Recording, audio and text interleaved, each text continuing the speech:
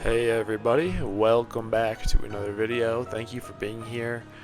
So I just wanted to come on here and real quickly address something that I'm changing in my plan. I talked about it in my video earlier today, but this deserves a video of its own. That is risk management. Risk management is something that I have been lacking in my trading. I haven't been sizing down in drawdowns, which is what I'm going to start doing. And when I'm winning, when I'm on a winning streak of trades, I will reward myself by allowing myself to size up with each win. This way, as I'm doing better and winning more and more in a row, I will be able to size up and grow an account from that. Whereas if I lose on a trade, I have to decrease my size.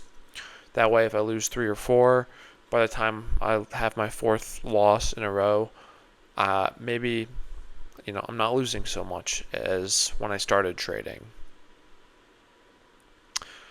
I also want to kind of just recap what happened last week and the key findings. So I made like 4 videos Friday, and I just wanted to give a summary.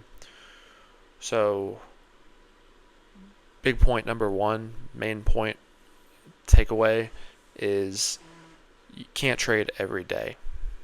You just can't. You are a day trader, but that doesn't mean you should trade every day. I know. It's kind of tricky and hard to wrap your mind around at first because you think you need to trade every day. I used to think I need to capture every single move the market makes. Now I know that's not true at all. I could capture one move a week and be fine. It just depends. Counterintuitively, trying to capture more moves actually leads to way bigger losses, bigger drawdowns. It's not a good thing to do. What else? What's the other key takeaway that I want to talk about? Oh, psychological takeaway. Not entering a trade if you'll be surprised that it loses. So another way to say that is, this is a Tom Dante concept, Tom Dante quote. Basically, if when you take a trade, ask yourself, or before you take a trade, ask yourself, would I be surprised if this trade fails? And if the answer is anything other than, I'd be very, very surprised, then you don't want to take that trade. It's a good psychological kind of box to check before you get into a position. And then what else? Yeah, I'm going to be switching to the 15-minute chart a little bit. I believe that within the first, I think before the day starts, I can tell whether it's going to be a day where I want to trade the 15-minute chart or the 5-minute. Generally, the 5-minute should only be traded for me. I think on CPI days, on non-farm payroll days, on days where the volatility is very high. I think that this change will be good for me because it's going to be less stimulating. It's going to go slower. It's going to be more boring. I'll have more time to make decisions. I think it'll be better. I think on the special days where the volatility is really high, the non-farm payrolls, etc., those days when the market moves a lot faster, a lot more volatile, definitely on those days, 5-minute. But most other days, 15-minute. And it will be easier to identify chop. I'll trade less because there's a lot less. So just by virtue of there being less bars, I will be trading less. I know. I understand if there's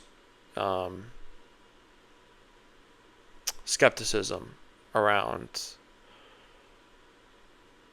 my confidence and optimism that changing to the 15-minute will actually do anything. But I'm hopeful for it. I want to be a swing trader.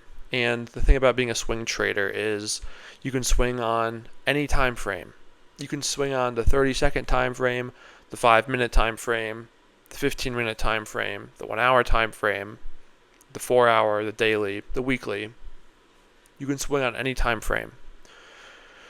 The key to swinging is you got to be able to hold your positions through discomfort and for a long time. And I was a scalper, more or less. And I still think scalping can work on non-farm payroll days, CPI days, because the market can move so far in such a short time. In 5 minutes, it can move 10 points. In 30 or 40 minutes, it can move 40 or 50 points. It can move like crazy on those days. But most days, it does not do that.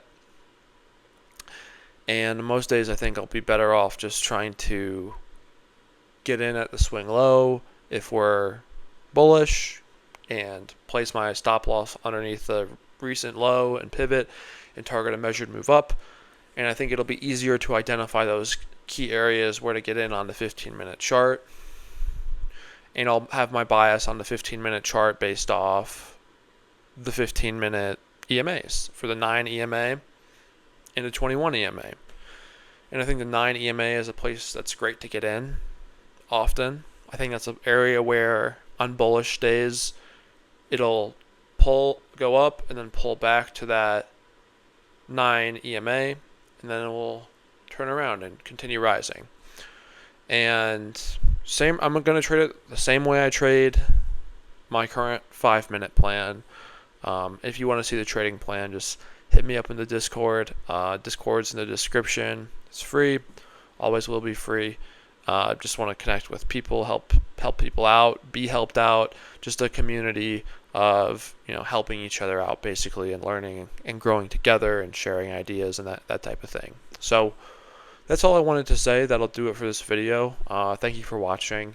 I think this was a good one where I just kind of summarized my thoughts and laid out the groundwork for what I'm going to be doing going forward, and kind of just summarizing everything, like all those 4 videos last week and then today's takeaway into one video. So thank you for watching. I appreciate it, and I'll see you tomorrow, and get some good sleep tonight, because I didn't sleep good last night and I traded kind of stupidly today, and sleep is very, very essential to good trading.